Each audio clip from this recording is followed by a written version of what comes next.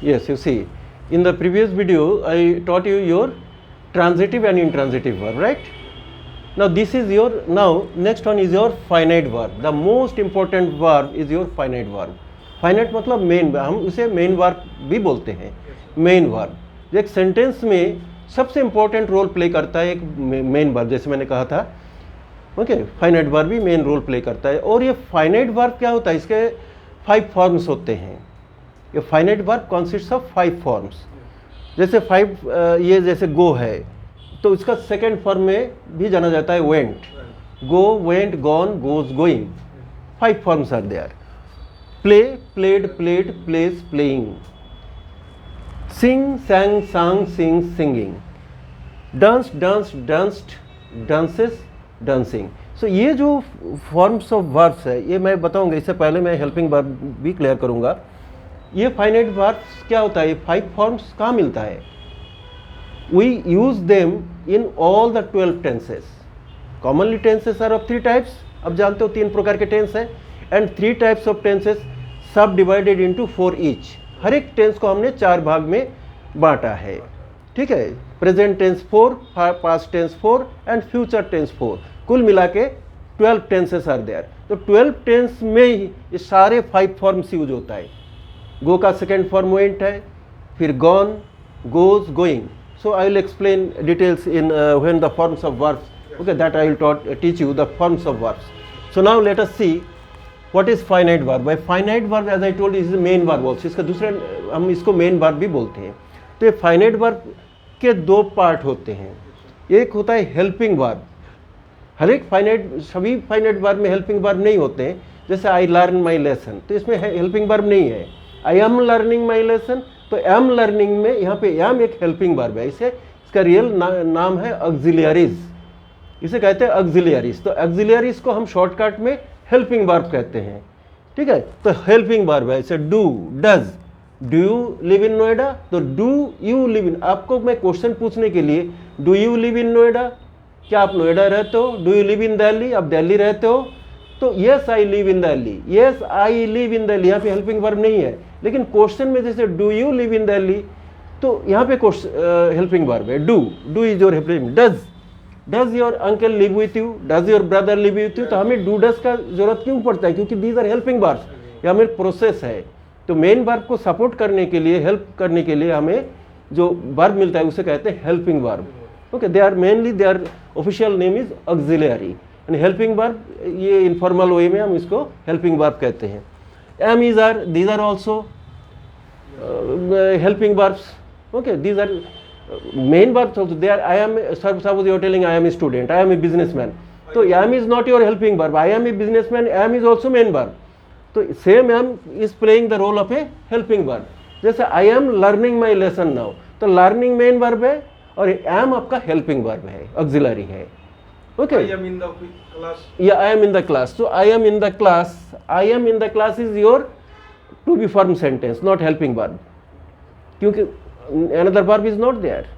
I am learning my, is present continuous tense का ये helping verb है, remember. The children are going to school. Okay, my brother is going to office. तो ये these are auxiliaries or helping verbs. आप बोलोगे I am a businessman, तो am is not your helping verb. Am is main verb.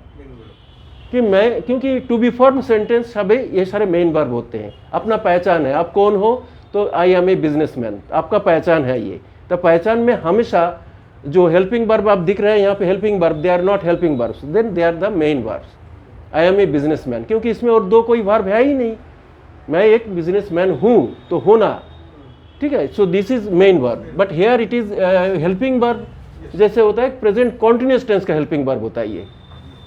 Okay, next have has also main verb, they are also helping verb. Suppose you are telling I have a car, तो I have a car, have is not your helping verb, have is main verb. मेरे पास एक car है, I have a car.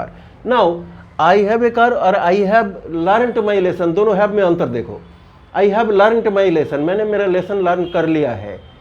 Okay, या ये helping verb होता है। Okay, my brother has gone to office, gone, तो ये प्रेजेंट परफेक्ट टेंस है, हैज हेल्पिंग वर्ब है और गॉन मेन वर्ब है। Okay, he has a bike, उनके पास एक बाइक है, तो ये हेल्पिंग वर्ब नहीं है, हैज़ मेन वर्ब है, उनके पास एक बाइक है। ओके, सिमिलरली अच्छा डिड क्या होता है, देखो डिड से हम सिंपल पास्ट टेंस में क्वेश्चन पुट करते हैं। Did you go to Delhi yesterday? Yes I went to Delhi. Did you go to office yesterday? Yes I went. तो आंसर में हेल्पिंग वर्ब नहीं है, yes I went, but question में helping verb है। Did you go, क्या आप गए थे ऑफिस में? तो yes I went. Okay, in this way we, was, where, had, shall, will, all these are the helping verbs in tenses. तो इसमें क्या होता है, जो action, all these are the action form sentence का helping verb है। Remember, अगर to be form हो, पहचान प्रेजेंट आइडेंटिटी, पास्ट आइडेंटिटी, तो ये हेल्पिंग वर्ब नहीं है। रिमेंबर, ये मेन वर्ब बन जाएगा। तो I will teach you another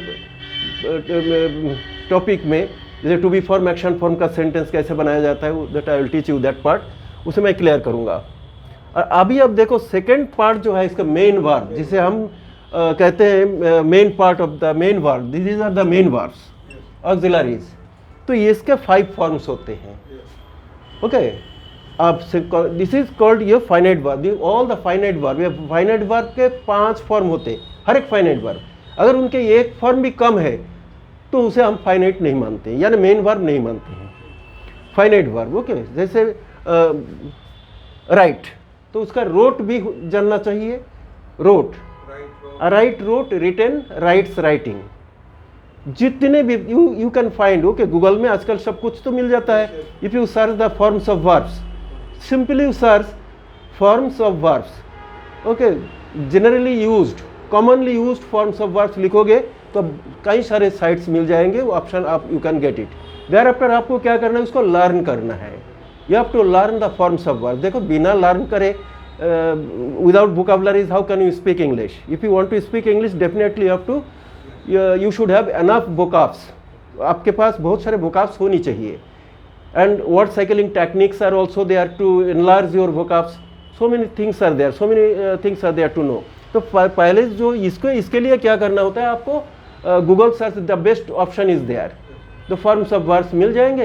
and if you want to take the help of your mother tongue और Hindi, then you can get it and learn more and more.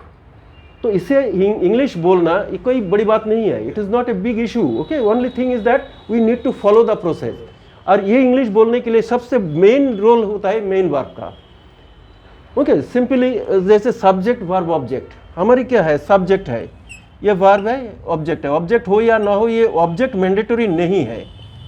Okay, object is not mandatory, object is mandatory in transitive verb sentence. Remember, अगर subject transitive verb बनाना है transitive में, then it object is mandatory.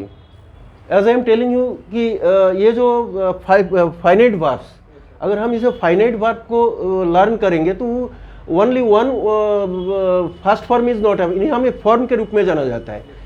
जैसे first form ये क्या, present form.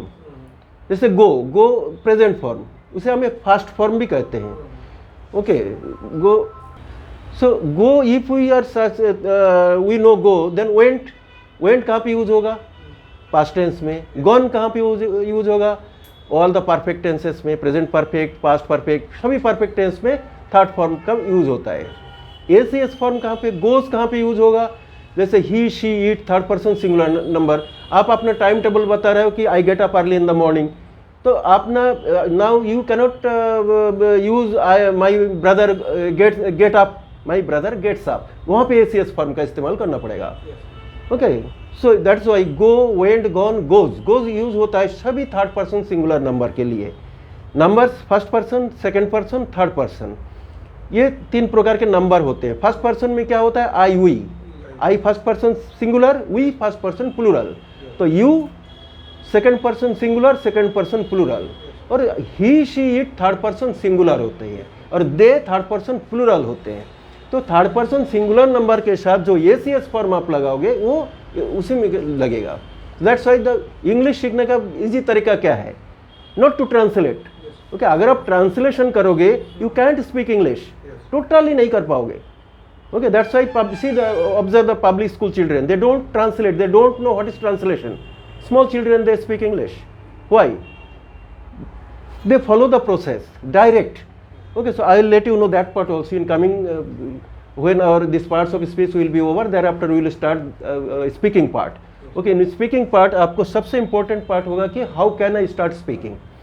Okay, within a limited on a short period of time you can start speaking. This is not a big issue and grammatically that must be correct.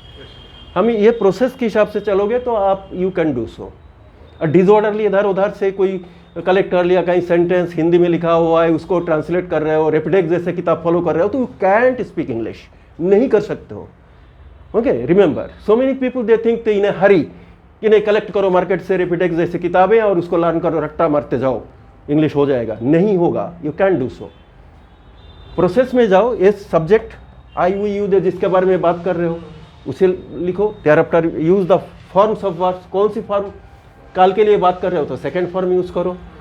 और ही sheet के साथ जो third person singular number के किसी के बारे में बात कर रहे हो तो एसीएस फॉर्म लगाओ.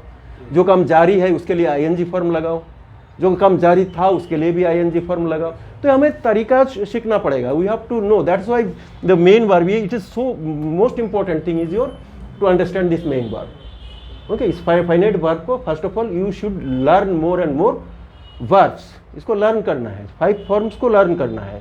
सो thereafter I slowly you can get to know कि how can start speaking. Speaking कोई बड़ी बात नहीं है, it's a matter of practice only. इससे इसी तरीके से प्रैक्टिस करना होगा, ना कि ऊपर हिंदी में एक सेंटेंस लिखो उसके नीचे ट्रांसलेशन करो and you can't speak English. No, that is not our method. Totally हमें जैसे सीबीएसई आईसीएसई के बच्चे, जैसे पब्लिक स्कूल के बच्चे इंग्लिश स्पीक करते हैं, बहुत शॉर्ट टाइम में कर लेते हैं. वो reason is they don't translate, they don't know what is translation, जानते ही नहीं है. तो हमें वही मेथड अपनाना होगा कि जिस मेथड्स में डायरेक्टली हम उसे प्रैक्टिस करना होता है and slowly we can do it. Okay, so this is transitive verb and in the next video I will explain non finite. Non finite is also another most important part. Advanced English में non finites का use बहुत ज़्यादा होता है. Okay, so in the next video I will let you know the non-finites. Okay.